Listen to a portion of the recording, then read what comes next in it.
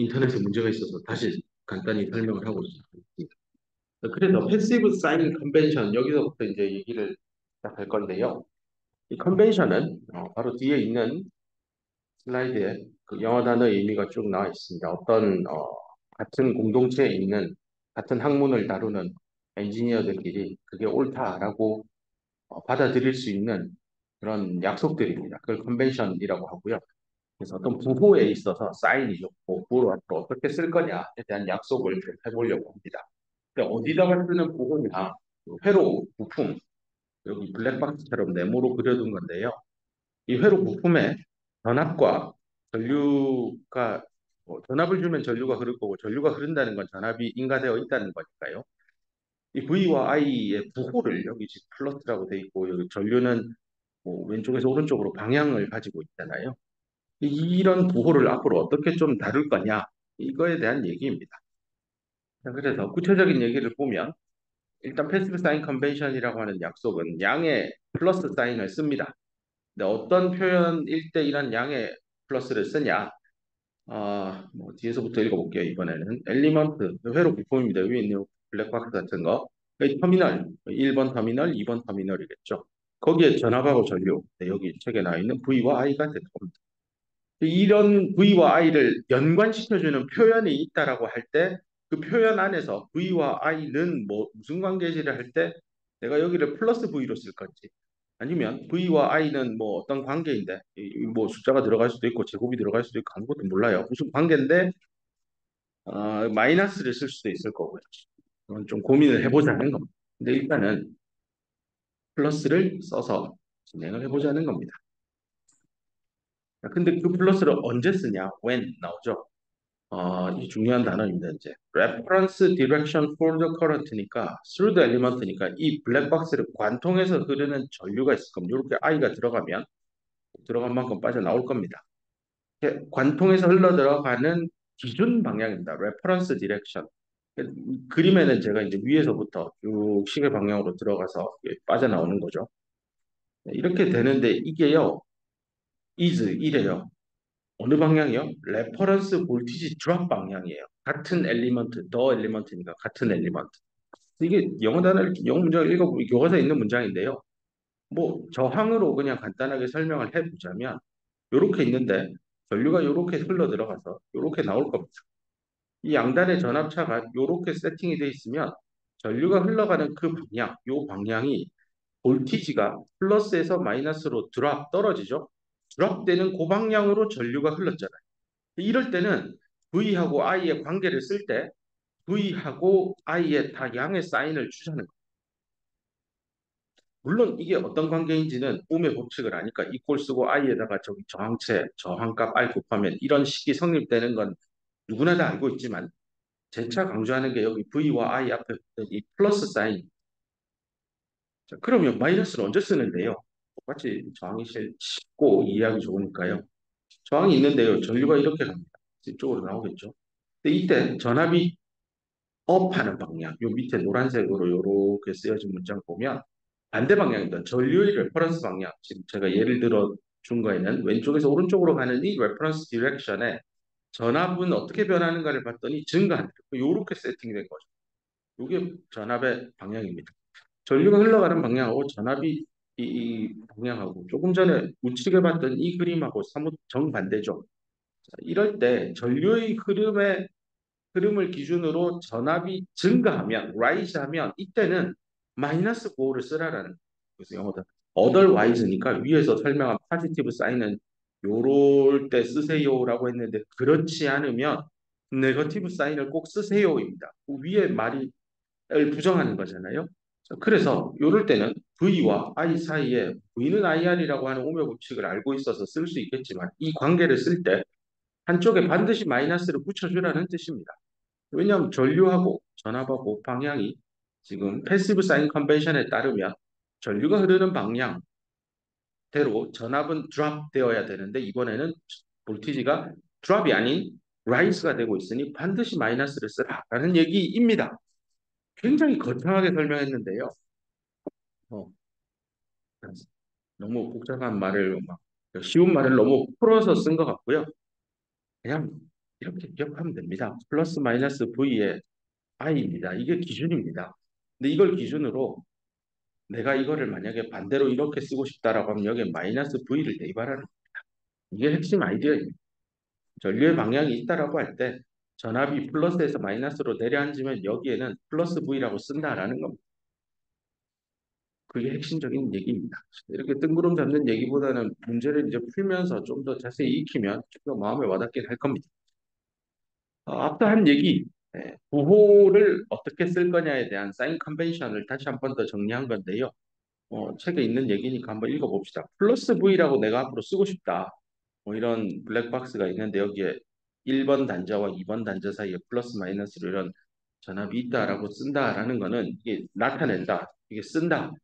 플러스 V는 어떤 전압을 나타내고 있냐면 터미널 1번인데 어떤 몰라요. 이 회로에 없는 어떤 임의의 지점에 기준이 될 전압이 하나 있습니다. 그거 대비 터미널 1의 전압이 여기는 말로 돼 있으니까 더 볼티지 at 터미널 1인데 그냥 제가 표현을 하기 위해서 V1이라고 해볼게요.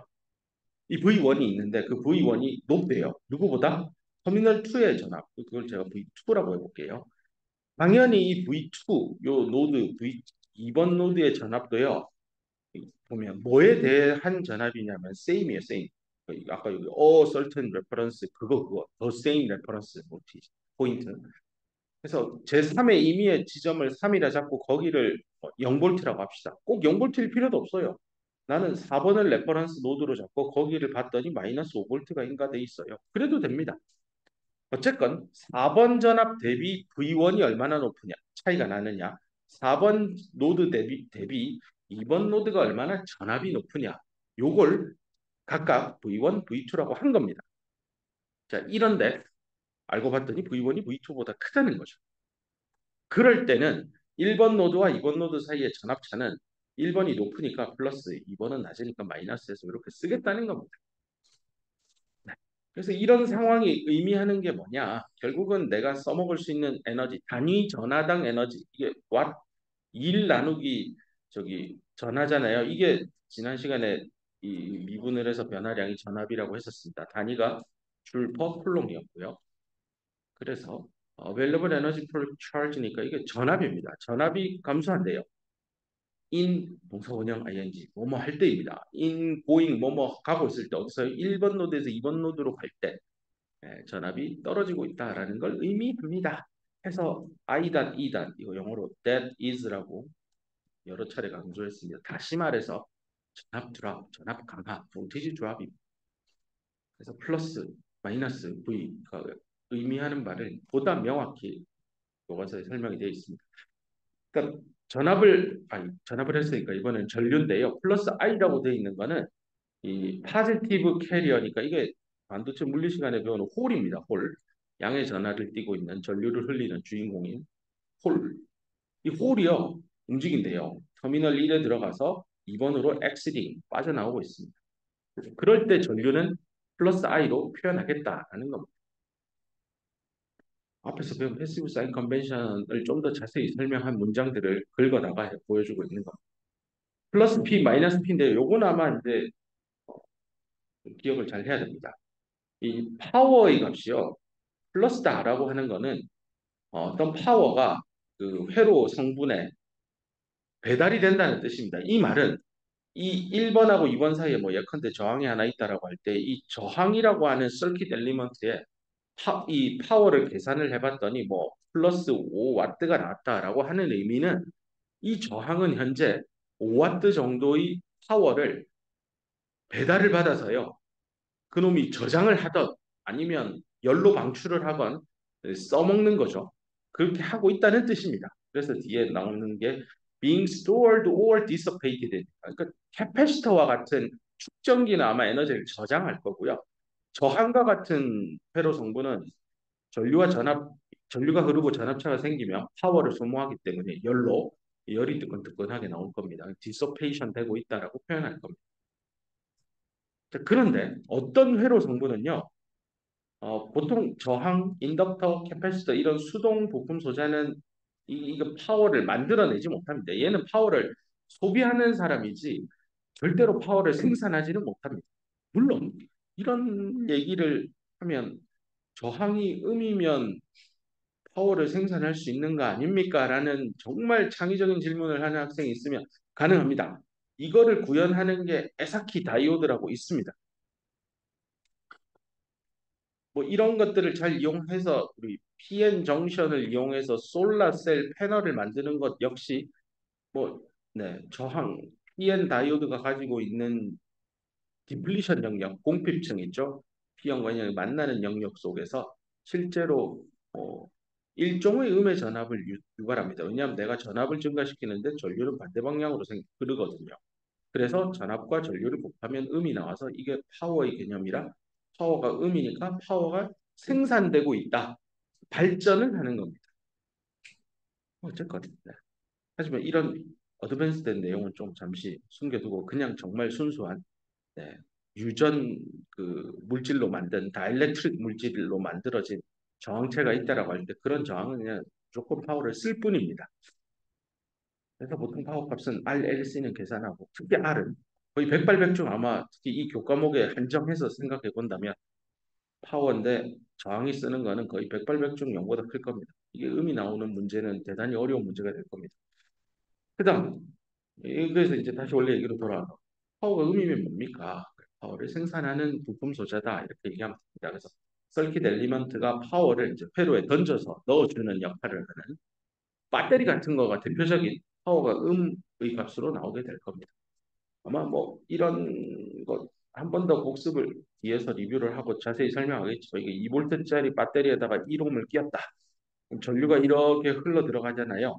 이때 여기 전압원 배터리의 파워를 한번 지금 배운 사인 컨벤션을 이용해서 계산해 보면 파워는 이 플러스 마이너스 단자, 위에 단자 1번, 밑에 단자 2번 이렇게 생각하면 1번하고 2번 단자 사이가 플러스 마이너스로 2볼트라는 의미예요. 근데 전류는 2번 단자에서 1번 단자로 올라오죠. 이 회로에서는.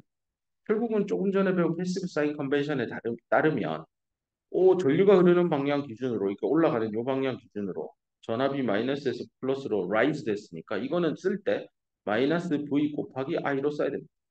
그다음에 요 V 자리가 아까 2였으니까 2 쓰고 전류는 계산 2옴이라고 합시다. 그럼 1A 되죠. 그래서 마이너스 2W가 돼서 0보다 작아서 이거는 2W의 파워를 생산하는 배터리 셀입니다. 뭐 이런 문제들을 좀 있으면 풀 건데요. 파워가 음이다. 패시브 사인 컨벤션이 되게 중요하구나. 플러스 마이너스를 잘 써야 파워가 이게 쓰고 있는 녀석인지 파워를 생산해내서 회로에 에너지를 공급하는 공급원이 되는 건지 잘 구분할 수 있을 겁니다. 전류의 방향을 기준으로 볼티지가 드랍되면 같은 부호를 쓰고 반대 부호 전류가 흘러가는데 전압이 라이즈하고 있더라. 그러면 플러스 V와 I는 서로 반대 부호다. 이렇게 꼭 기억을 하길 바랍니다. 라고 해도 혹시 이해를 못할까 봐 교과서를 쓴 저자도 총 네 가지로 구분을 해서 다시 한 번 더 명확하게 부호를 알려주고 있습니다. 보면 같은 회로 블락입니다. 다 똑같은 거예요. 그림 A, B, C, D 다 동일한 건데 뭐 저항 하나가 달려있다고 상상해도 좋습니다. 1번하고 2번 노드 사이에 전압이 떨어지는 방향으로 세팅을 했고요. 전류는 1번으로 흘러 들어가서 2번에서 이렇게 빠져나올 겁니다. 이 상황에서요. 얘만 뒤집습니다. 플러스를 전극을 뒤집는 겁니다. 뒤집고 이 그림 C를 가만히 쳐다보면 전류가 분명히 이렇게 가서 이렇게 나와서 왔어요. 그랬더니 마이너스에서 플러스로 볼티지가 라이즈 했어요. 이럴 때는 반드시 이 회로 블락에서 전압 차이와 전류의 흐름을 곱해서 파워를 계산할 때 그냥 전압차 V고 여기 I니까 VI 곱하면 되겠지 하면 큰일 난다고요. 반드시 플러스인지 마이너스인지 확인을 하라라는 얘기입니다. 그래서 이 경우에는 전류의 흐름에 볼티지가 라이즈하기 때문에 반드시 마이너스를 동반해서 계산하라라는 뜻입니다. A를 기준으로요. 그림 B로 바꾸면 이번에는 전류 방향만 뒤집은 겁니다. 전류 방향을 뒤집는 건 전류가 이렇게 흘러 들어갔으니까 이렇게 나오는 거겠죠? 근데 생각해보면 마이너스에 출발해서 왔더니 플러스예요. 방금 했던 그림 C랑 똑같아요. 네. 그래서 여기도 마이너스가 있습니다. 자, 이번에는 그림 A를 기준으로 전압과 전류 둘 다 뒤집어 본 겁니다. 전류도 반대, 전압도 반대로 세팅을 해서 회로 부품을 측정을 해봤더니 이번에는 전류가 이렇게 가서 이렇게 나오는데 플러스에서 쭉 가서 마이너스니까 볼티지 드랍 방향이니까 얘는 그냥 이렇게 세팅된 전압 V 그대로 쓰고 I 그대로 쓰면 됩니다. 이렇게 해도 잘 이해가 안 될까 봐 뒤에 또 문제가 있습니다. 예제 문제를 먼저 풀어보도록 합시다. 뭐 이런 회로를 하나 생각을 합시다. 이때 그 디지털 미터를 이용해서요. 1번 터미널에서 빠져나오는 요 방향으로 전류를 측정했더니 플러스 4암페어가 나온 겁니다. 그 다음에 전압은 1번 노드가 높다라고 생각하고 측정을 해봤더니 마이너스 10V가 측정되어서 나왔습니다. 물론 이거를 좀 뭐 다르게 상상을 하자면 나는 전압이 마이너스 10V니까 이거 뭐를 뒤집어서 이렇게 하고 얘를 그냥 10V라 쓰면 되는 거 아닙니까? 그렇게 해도 됩니다. 네. 근데 지금은 일단 저자가 의도한 바대로 일단 좀 쫓아가 봅시다. 어, 일단 문제가 이렇게 주어져 있는 겁니다. 이럴 때 1번, 2번 터미널 짝에 연관되어 있는 파워를 계산하고 싶은 겁니다. 이 부품이 쓰는 파워를 소모하고 싶은 거죠. 추정하고 싶은 거죠. 나중에 이게 지금 되게 간단해 보이지만요. 뭐 예를 들어 얘 공부하겠지만 이렇게 인덕터도 있고요. 캐패시터도 있고 중간 스위치도 있습니다. 이렇게 해가지고 여기 전기 골령일 때 닫는다고 합시다. 이렇게 하고 여기를 1번, 2번 터미널이라고 하고요. 이만큼을 블랙박스로 보면 되는 겁니다. 뭐 이런 걸 할 때 제가 1번하고 2번 노드 이 사이에서 쳐다볼 때 저 회로 전체가 소모하는 파워는 얼마입니까? 생산을 하게 되면 마이너스로 얼마 정도 됩니까? 라고 질문을 하면 또는 실습 시간에 측정을 해볼 수도 있을 겁니다. 거꾸로 이렇게 질문할 수도 있겠죠. 이쪽 노드 뜯어내고 이쪽 노드 이렇게 뜯어내갖고 두 단자 사이의 파워의 값은 얼마일까요? 이렇게 물어볼 수도 있는 겁니다. 측정을 할 때는 내가 관심 있어 하는 터미널 1번, 2번 두 개를 놓고 전압과 전류를 측정할 수 있을 테니까요. 그렇다면 이 지금 여러분이 바라보고 있는 이 문제가 꽤나 이게 쉬운 문제가 아니구나. 이 안에 내부의 회로가 굉장히 복잡한 다수의 회로 부품으로 연결돼 있으면 꽤 복잡하겠구나. 그 중에 내가 특정 노드 두 개를 선택해서 둘 사이의 전압과 전류를 측정했다라고 가정하면 이런 결과가 나왔다고 합시다. 이때 내가 관심 있어 하는 1번, 2번 터미널 짝에 도대체 파워를 얼마 쓰는 거야? 라고 할 때 측정된 데이터를 까보니 이게 지금 보세요. 이쪽으로 나오는 걸 측정해서 플러스가 나왔고 나오는 방향하고 이쪽으로 해서 마이너스가 나왔어요. 이번에는. 이럴 때 일단 머릿속에 내가 이렇게 세팅하고 전류가 이렇게 나왔다는 건 내가 세팅한 요 방향대로 파워를 계산해 보면 패시브 사인 컨벤션에 따라서 패시브 사인 컨벤션에 따라서요. 패시브 사인 컨벤션에 따라서 전류가 이렇게 들어와서 이렇게 나오는 걸로 내가 썼기 때문에 볼티지가 라이즈 되는 방향으로 내가 세팅했네. 반드시 마이너스를 넣어서 파워를 쓰라는 겁니다. 이런 다음에 다음 해야 할 일은 그러면 내가 이 왼쪽 방향으로 흘러가는 이 전류값 디지털 미터계로 측정해 보니 플러스 4가 나왔어요. 그럼 요 I 자리에 플러스 4를 온전히 그대로 넣으면 됩니다. 괜히 전류의 방향 바꾸고 뭐하고 하지 마요. 있는 그대로. 그 다음 전압은 찍어봤더니 마이너스로 등장했으니까 그 마이너스 10V 그대로 여기에 바로 있죠. 그대로 넣으라는 뜻입니다. 이렇게 해서 계산을 하면 파워는 40W고 이 0보다 크니까 아마 이 1번, 2번 터미널 안에 들어있는 모든 회로 부품들이 뭐 어떤 놈은 파워를 생산하고 어떤 놈은 파워를 쓰기도 하겠지만 총합은 무조건 40W가 찍혀서 나왔다는 실험 결과입니다. 그래서 파워는 40W 나옵니다. 그렇게 이해합시다. 근데 이제 학생에 따라서 나는 뭐 이렇게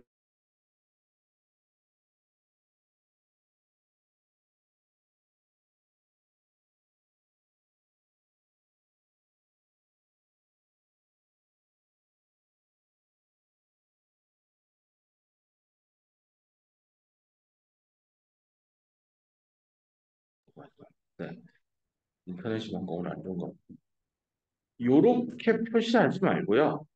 나는 원래 배운 내가 제일 좋아하는 방향 1번, 2번으로 찍었으면 전륜에 이렇게 들어가서 나오게 하고 해서 파워는 그냥 딱 V 곱하기 I 끝. 요걸 해보고 싶은 거예요. 그러면 바꿔줘야 됩니다.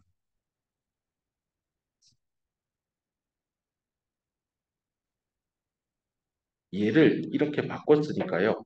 전류값을 사라 하지 말고 마이너스 4암페어로 바꾸면 됩니다. 그러면 여기 1번, 2번 단자에 흘러 들어간 전류와 전압은 패시브 사인 컨벤션에 따라서 전류가 이렇게 가서 이렇게 나왔는데 플러스에서 마이너스로 나왔으니 볼티지 드랍 방향이죠. 그래서 플러스 방향으로 이렇게 쓰면 됩니다. 화면에 또 끊겼어요.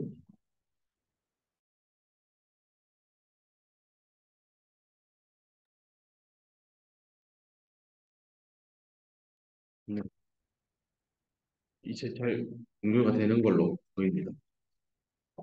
네, 계속 가겠습니다. 그래서 아니 나는 여러 개 쓰는 거 싫어요. 그냥 난 내가 좋아하는 방향으로 보고 싶어요 하면 여기 주어진 이 시험할 때 이렇게 썼던 걸요. 그냥 이렇게 바꾸면 됩니다. 그리고 측정된 데이터도 그에 맞게 숫자를 바꿔주면 됩니다.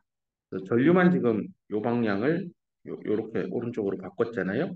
그러니까 네, 여기 플러스 쓰고 대신에 여기 대입할 때는 마이너스 4로 대입을 한 겁니다.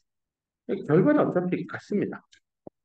지금 듣고 있는 설명을 아마 곰곰이 생각하면 뭐 별로 안 어렵네라고 하지만 태도가 복잡해지면 복잡해질수록 어, 항상 우측편에 있는 이런 상황이 나올 거라고 생각하지 마세요. 방향이 막 지멋대로일 겁니다. V와 I의 방향이 서로 엉켜 있는 경우들이 많습니다. 그래서 보통은 나는 추천하기를 이 왼편에 있는 이런 걸 추천합니다. 여기에 익숙해지기를 그냥 전류 I를 이렇게 세팅하고 전압이 이렇게 돼 있으면 이 있는 그대로 받아들여서 파워를 쓸 때 마이너스 빼먹지 마라. 그리고 요 방향대로 전류값은 그냥 측정하면 돼요. 그게 플러스가 나오든 마이너스가 나오든 난 모르겠어요. 일단 내가 세팅한 방향대로만 측정만 잘하면 돼요. 측정된 거 그대로 그게 플러스 마이너스건 잡아 넣기만 하면 되거든요. 저는 왼편을 훨씬 더 선호하는데 학생에 따라서 뭐 방향을 먼저 정해놓고 측정을 하기도 하는 분들도 계십니다. 뭐가 답은 없습니다. 그냥 편한 거 택하면 됩니다. 이것도 그 문제 중에 하나인데요. 책에 있는 문제입니다. 이거는 예제 문제가 아니라 그 예제보다 더 뒤에 나오는 어세스먼트 프로블럼인데요. 평가 문제라고 해야 되나? 간단히 풀어봅시다. 20V 단압 강화가 일어나고 있대요. 어디를 가로질러서요? 어떤 회로 성분이에요? 터미널 2와 1이라고 합니다. 터미널 2와 1 사이에 전압 강화가 20V로 내려가고 있습니다. 그래서 여기 오른쪽에 있는 요 그림이 문제에서 2번 터미널하고 1번 터미널에서 이렇게 내려갈 때 전압 강화가 20V 생기니까 플러스 마이너스를 이렇게 적어줘야 옳습니다. 그리고 또 뭘 어스움 할 거냐면 4A의 어떤 전류가 터미널 2번으로 엔터 들어간대요.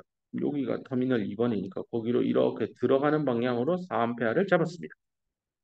그렇죠? 글로 되어 있는 걸 회로도로 바꿨을 뿐입니다. 그 다음 이걸 가지고요. 이제 1번 문제입니다. 전압과 전류의 값을 명시하세요. 명세 그러니까 얼마인지 쓰세요. 대신에 1.6의 ABCD 그림에 주어진 이거 극성의 방향에 대한 VI 값을 쓰라는 겁니다. 즉 문제 4개를 풀라는 건데요. 문제 주어진 건 이거예요. 근데 이렇게 플러스 마이너스 V 잡고 1번으로 들어가는 전류 I를 잡았을 때 V는 몇 볼트고 I는 몇 암페어냐? 부호를 감안해서 잘 대답해 보시오. 그런 뜻입니다. 사실 뭐 이거 어려운 문제 아닙니다. 그냥 직관으로 바로 풀어보면 이 정도 문제는 아니 뭐 요렇게 해서 20볼트니까 이거 부호 반대로 바꿨으니까 V는 마이너스 20볼트겠네요. 맞아요. 아까 뭐 전류가 이렇게 밑으로 들어와서 이렇게 나가는데 지금 이게 4암페어인데 지금 반대로 물었으니까 마이너스 4암페어가 답이겠네요. 네, 그렇게 해도 됩니다. 하지만 그래도 배운 게 있으니까요. 그렇게 하지 말고 시킨 대로 해봅시다. 자, 읽어볼게요. 여기 저자가 유도하는 방향입니다. 우리가 뭘 해야 되냐면 전압과 전류. 첫 번째 그림에 보여진 전압과 전류니까 얘예요, 얘. 요거랑 요거. 요걸 어디에 맞추래요? 어디에 맞추냐면 그 1.6에 그려진 극성 방향에 맞게 잘 맞추어 보세요. 라는 뜻입니다. 그래서 2번 터미널로 들어가고 있는 4암페어라는 거는 터미널 1번에서 빠져나오는 전류가 4암페어입니다. 라는 얘기랑 같다는 것도 꼭 기억하세요. 이건 제가 뭐 여러 번 자연스럽게 유도를 해서 보일 겁니다. 자, 그렇게 해서 이렇게 하는 겁니다. 플러스 마이너스 20V 쓰고 요렇게 4A를 쓰던 요렇게 나오는 거를 4A를 쓰건 하고 이제 째려보세요. 요 방향하고 요거하고 맞춰보고 요 방향하고 요거하고 맞춰서 반대면 마이너스 붙이고 같으면 그대로 쓰고 이걸 하면 금방 답을 찾을 수 있을 겁니다. 2번 문제로 봐서요. 그러면 그 1번, 2번 터미널로 구성되어 있는 이 박스 안에 회로가 있다라고 할 때 이 박스 안에 들어있는 회로들은 파워를 쓰고 있는지 전달하고 있는지 소모하는지 생산하고 있는지를 묻는 겁니다. 업설빙 하는 거는 파워를 쓸 겁니다. 아마 파워의 값이 양이 나올 거고요. 딜리버링 하고 있다라는 거는 파워가 음이 나올 겁니다. 계산을 해봅시다. 조금 전에 배운 대로 레퍼런스 시스템을 뭐 그림 A, B, C, D 중에서요 아무거나 하나 선택하면 됩니다. 뭐 보통 이번엔 저저 하는 대로 따라가 볼게요. 요런 걸 선택을 하면요. 전류가 흘러가는 게 전압이 떨어지는 방향으로 세팅되어 있으니까 파워는 플러스 VI. 그 다음 위에 있는 상황에서 이 V하고 I를 대입을 해주면 됩니다. 근데 A번 문제 풀 때 구해놨잖아요. 네, V가 얼마고 I가 얼마고. 그리고 V 자리에 마이너스 20, I 자리에 마이너스 4를 넣어서 계산을 하면 플러스 80W니까 양이니까 저 박스 안에 있는 회로들은 파워를 총 80W를 흡수를 하고 있구나. 파워를 쓰고 있구나. 이렇게 표현하면 되죠. Box is absorbing 80W입니다. 파워를 쓰는 겁니다. 외부에서 파워가 공급되어서 박스에 지금 달되고 있다라고 보면 되겠습니다. 서머리는 한번 학습했던 거니까요. 쭉 읽어보길 바랍니다. 자, 뭐 여기까지가 챕터 1에 대한 얘기고요. 챕터 1에 필요한 연습 문제들 좀 골라서 곧 숙제로 공지하도록 하겠습니다. 한 5분만 쉬었다가 계속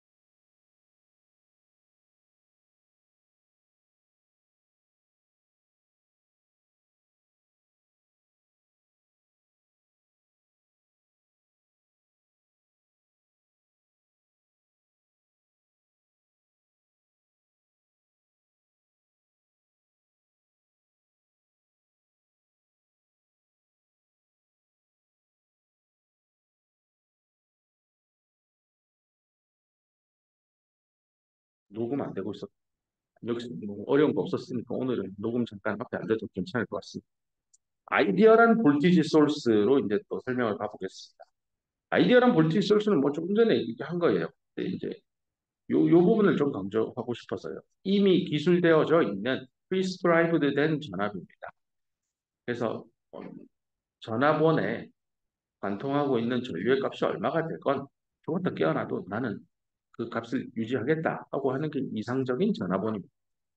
이상적인 전류원은 전류원 양단의 전압 차이가 얼마가 되건 죽었다 깨어나도 나는 원하는 전류값을 계속 흘리겠다라는 의지를 가지고 있는 회로 성분입니다. 이렇게 이해를 하면 되고요. 볼티지 소스, 커런트 소스 표현 방식인데요. 심볼입니다. 심볼. 서킷 심볼인데요. 회로도 안에 들어가는 모습인데요. 인디펜던트 볼티지 소스는 동그라미를 써서 플러스 마이너스 부호를 표기하고 그 값이 얼마인지 씁니다. 소스라서 S를 주로 많이 첨자로 씁니다. 인디펜던트한 커런트 소스는 이렇게 전류의 흐르는 방향, 뭐 거꾸로 이렇게 표현할 수도 있습니다. 네. 흐르는 방향을 명시적으로 표현하고요.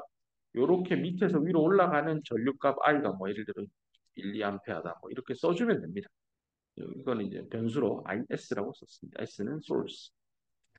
그래서 서클은 인디펜던트를 의미하고요.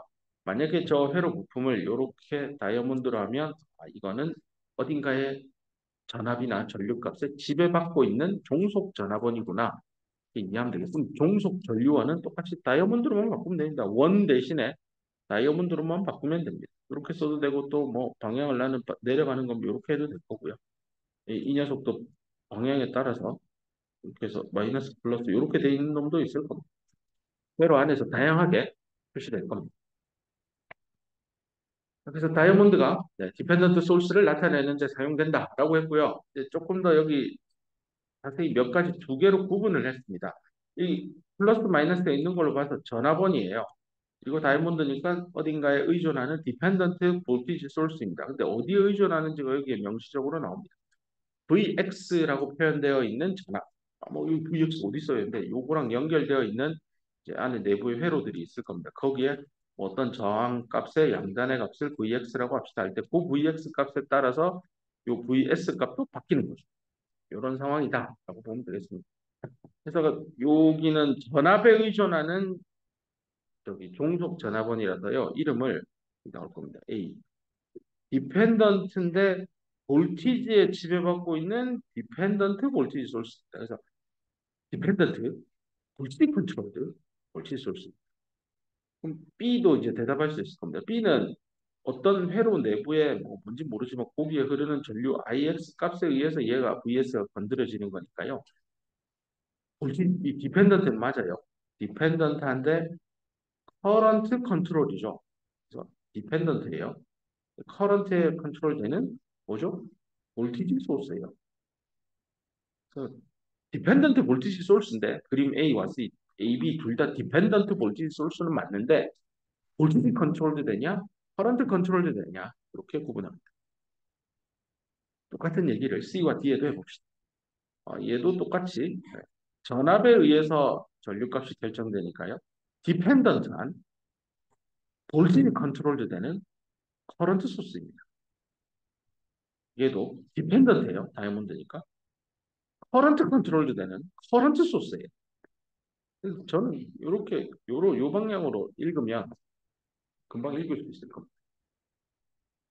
오른쪽에 있는 단어는 조금 전에 다 얘기했습니다. 디펜던트 소스는 전압 또는 전류원에 의해서 회로 내 어딘가에 있는 전압 또는 전류에 의해서 지배를 받을 겁니다. 디펜던트 소스는 발로 컨트롤드 소스라고도 합니다. 이제 마지막 두 개만 봅시다. 액티브 엘리먼트다라고 되어 있는데요. 난 패시브 엘리먼트. 반대말이죠. 액티브의 반대말이 패시브잖아요. 액티브하다, 패시브하다. 뭘 기준으로 액티브냐, 패시브냐라고 하는데 기준이 여기 설명이 되어 있죠. 액티브 엘리먼트다라고 하는 녀석들은요. 반도체 부품 소자예요. 얘가 할 수 있는 게 전기 에너지를 만들어낼 수 있는 역량을 가지고 있는 소자들은 액티브 엘리먼트라고 합니다. 근데 이게 또 물리적인 피지컬한 디바이스예요. 부품 소자예요. 근데 얘는 전기 에너지를 절대로 만들어낼 수 없는 소자는 패시브 엘리먼트라고 표현합니다. 결국은 에너지를 제너레이션 할 수 있냐? 그러니까 에너지를 제너레이션 한다고 해서 액티브는 아니에요. 제너레이션 할 가능성이 있으면 액티브 엘리먼트라고 하는 겁니다. 이걸 다르게 얘기하면 액티브 엘리먼트인데 에너지를 쓰기도 하겠죠. 맞아요. 액티브 엘리먼트인데 에너지를 갖다가 막 소모하기도 해요. 그렇다고 얘는 그러면 에너지를 쓰니까 패시브예요? 아니라고요. 에너지를 발생시킬 가능성을 가진 역량을 가진 소자들이 있습니다. 평소에는 에너지를 쓰다가 필요한 회로 체결에 따라서 에너지를 만들기도 하거든요. 그래서 그런 녀석들은 액티브 엘리먼트라고 구분됩니다.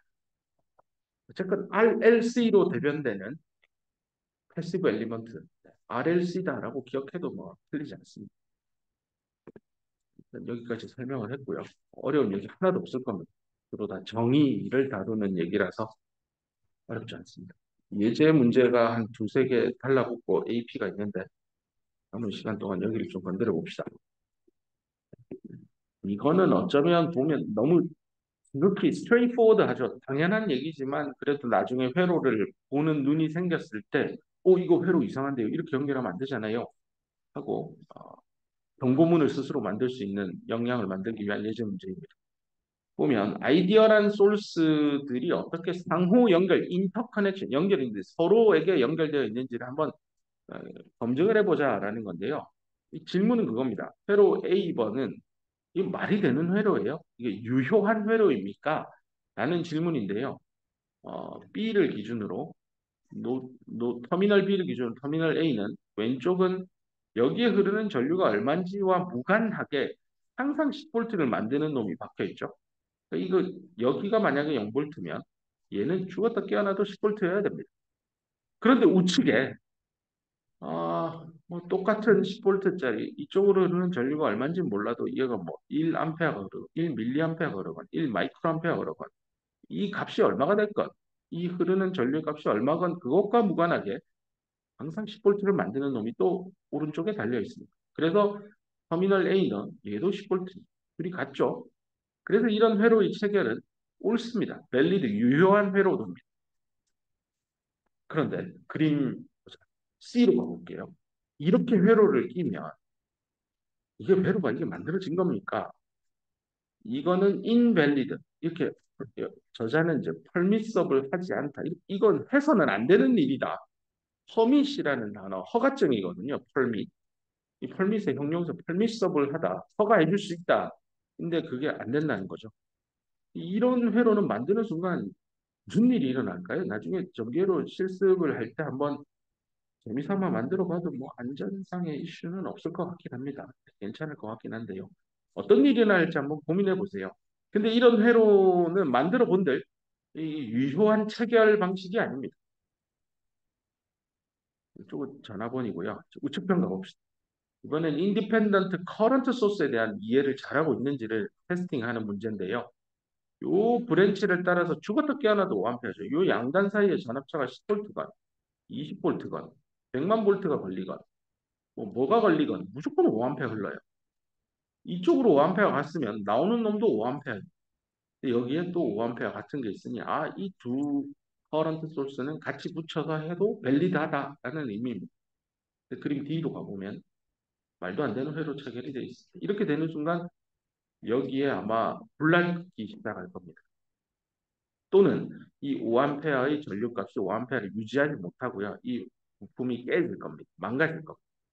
그래서 이런 회로는 계속해서 5A, 2A, 뭐 이쪽은 2로 흘리고 이쪽 라인은 5가 흐르고 이런 일은 절대 일어나지 않습니다. 물리적인 어떤 이슈 사항들이 생길 겁니다.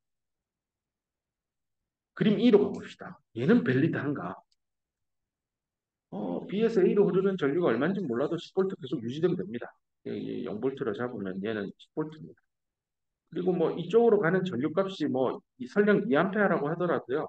얘 5A 가는 거 아무 상관없어요. 얘가 5A 가고 5A 가서 또 5A 흐르는 거고 여기 5A 가니까 5A 가도 얘는 10이 유지됩니다. 5A랑 10V는 서로 공존할 수 있습니다. 아무 문제 없습니다. 이런 회로 체결은 밸리드하다라는 얘기입니다. 두 가지 포인트 잘 잡으면 되고요. 두 번째 예제 문제로 가봅시다. 예제 2.2에 대한 얘기인데요. 읽어보면 뭐 이렇게 생긴 회로가 있다고 합니다. 이번에 디펜던트한 전화번이 여기 박혀 있습니다. 이 문제는 읽어보면 이상적인 인디펜던트 그리고 디펜던트한 소스의 정의가 무엇인지를 잘 이용을 해서요. 기술하래요. 답을 써보래요. 어떤 인터커넥션, 그림에 있는 인터커넥션이 이 A하고 B 중에 어느 게 진짜 그 밸리드한 체결이고 어떤 게 violate constraint imposed by the ideal source니까 이상적인 소스들에 의해서 이렇게 딱 세팅이 되어 있는 조건들이 있습니다. 뭐 예를 들면 요거 같은 경우 5볼트면 요 사이에 무조건 5볼트 걸려야 돼요. 이거 5볼트가 깨지는 순간 이거는 constraint를 violate, 어기는, 규칙을 어기는 겁니다. 실제 그런지 좀 살펴봅시다라는 질문인데요. 답을 가지고 왔으니까 한번 읽어보면서 가봅시다. 일단 솔루션 A번 문제를 보면 A는 일단 답부터 이거 말도 안 되는 회로입니다라는 건데요. 왜 그렇지? 생각을 해보면 요 양단 사이에 전압이 Vx라고 돼 있고 걔는 5V예요. 이거 죽었다 깨어나도 안 바뀌어요. 인디펜던트잖아요. 동그라미. 근데 이 오른쪽에 있는 건 디펜던트예요. 누구에 의존하냐? 볼티지 컨트롤드 받고 있죠. 그래서 디펜던트 볼티지 컨트롤드 볼티지 소스인데 하필이면 이 볼티지 컨트롤드 되는 이 Vx 값이 5로 상수예요. 상수. 대입을 하면 VS는 15V예요. 그러니까 참 운없게도 이 디펜던트 볼티지 소스가 인디펜던트 볼티지 소스랑 같은 터미널에 묶여 있어요. 그럼 얘는 15V가 나와야 되고 얘는 5V예요. 이 말이 안 되죠. 같은 도선상에서 서로 다른 전압값은 존재가 불가능합니다. 그래서 이거는 인밸리드한 얘기입니다. 그럼 그림 B로 가볼게요. 그림 B는 답부터 보면 밸리드하다고 합니다. 아니, 괜찮은 체결입니다. 한번 살펴보면 이 오른쪽이 이제 디펜던트 커런트 소스, 디펜던트한데 볼티지 컨트롤도 되는 커런트 소스예요. VX가 오니까 대입하면 이거 15A 그럴 겁니다. 15A가 이렇게 흘러갑니다. 이쪽으로 15A가 흐르더라도 5V는 안 바뀝니다. 안 바뀌니까 얘 계속 5V 주면 IS는 계속 15A가 계속 이렇게 뱅글뱅글 돕니다. 아무 문제 없습니다. 그래서 이거는 밸리드한 회로 체결이다. 꼭 결론 내리면 되겠습니다. 오늘의 마지막 문제입니다. 어세스먼트 프로블럼 하나 풀어보고 끝내겠습니다. 사실 이 문제는요, 뒤에 있는 얘기를 좀 알아야 풀 수 있도록 설계되어 있기는 한데요. 뒤에 있는 얘기를 꺼내기 전에 간단하게만 한번 회로를 빨리 풀어보는 연습을 해봅시다. 주어진 회로에서요, VG라고 하는 값, VG가 어디냐면 얘입니다. 가운데 있는 전압, 독립전압원. 이거의 값이 얼마 정도 돼야 됩니까? 뭐 하기 위해서요? 그 회로가 인터커넥션이 to be valid, 유효해지도록. 그러니까 이 회로가 온전하게 밸리드한 회로가 되려면 VG의 값을 몇 볼트로 하는 게 옳습니까? 라는 게 이 질문입니다. 독립전류원 하나 있고 독립전압원이 있고 얘는 디펜던트한 볼티지 소스인데 커런트에 지배받고 있습니다. 근데 그 IB가 하필이면 여기 있는데 요 브랜치, 요 라인을 따라 흐르는 전류값인가 봅니다. 이렇게 뭔가 앞에서 본 예제 문제보다는 훨씬 이제 회로 성분을 세 개를 넣어놓으니까 왔다리 갔다리 머리가 복잡해질 겁니다. 그래서 회로를 해석하는 좀 체계적인 메서드를 공부를 해야 되는데 뒤에 배울 겁니다. 고등학교 때 배운 학생도 있을 겁니다. KVL이라고 해요. 이게 키르이호프의 볼티지 로우입니다. 글자만 딴 겁니다. 키르이호프의 K, 볼티지의 V, 법칙 로의 L. KVL 방정식을 세우라라고 돼 있습니다. 그 다음에 시계 방향으로 left loop를 돌아서 루프의 개념도 간단히 언급했지만 닫혀 있는 폐경로입니다. closed then path 출발점에서 어딘가 회로를 뺑뺑 돌아서 원위치 하면 됩니다. 이것도 사실은 엄밀히 뒤에 또 나올 겁니다. 가다가 같은데 한 번 더 찍고 돌아오는 이런 거는 루프라고 안 하거든요. 어쨌건 그 뒤에서 설명을 하고 왼편에 있는 이 루프를 따라서 KVL 방정식을 세워보세요인데요. KVL이 뭔지는 모르겠지만 간단히만 설명하면 출발 지점이에요. 여기 출. 한 바퀴 뺑 돌고 와서 도착을 여기서 해야 됩니다. 이때 요 루프를 따라서 돌 때 전압이 오르냐 내리냐 오르냐 내리냐 이거 합을 했을 때 무조건 0이어야 돼요. 그게 KVL인데요.